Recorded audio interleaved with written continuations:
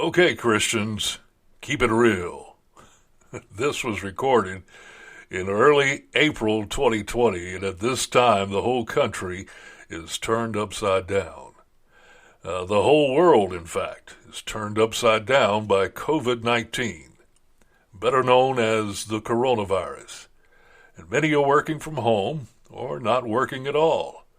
Churches have ceased to gather in church buildings.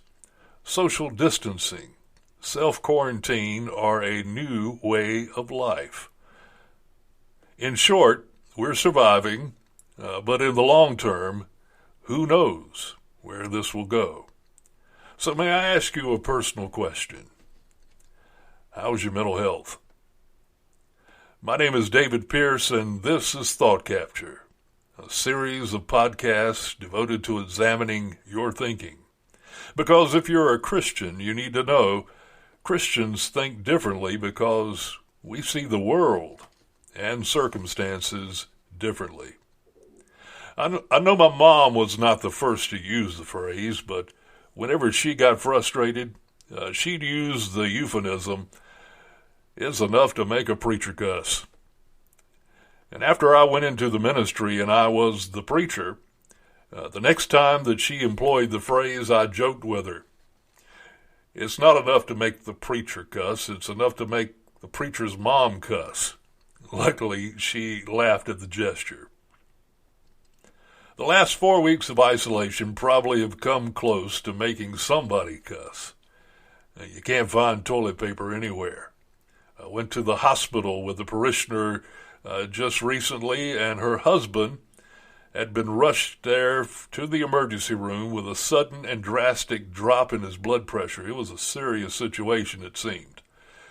She had to wait out in the parking lot, not knowing if her husband was stable or not.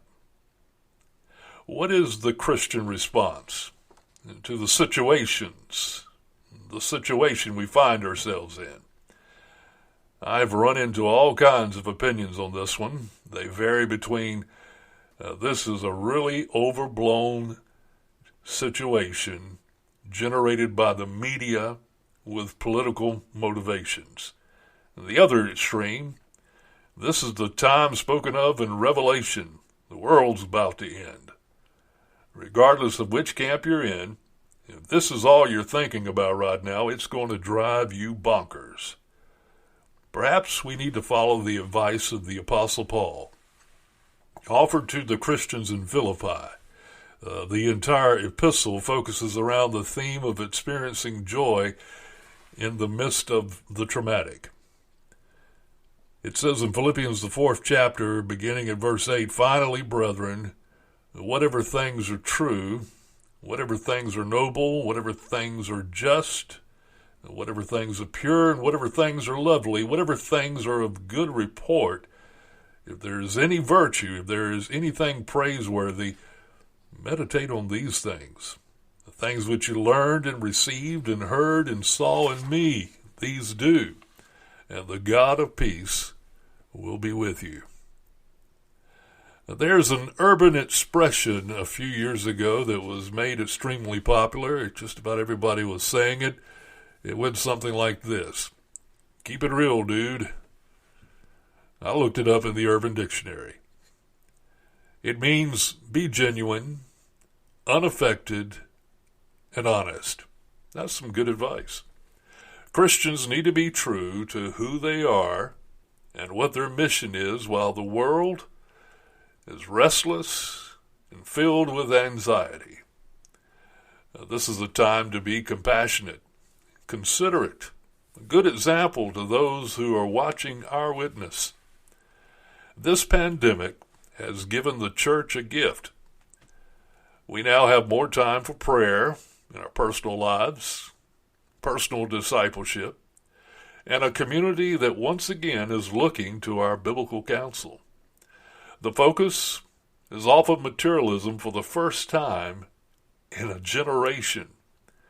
The wealthy have been humbled, and people are thinking about their life and their spiritual condition more soberly.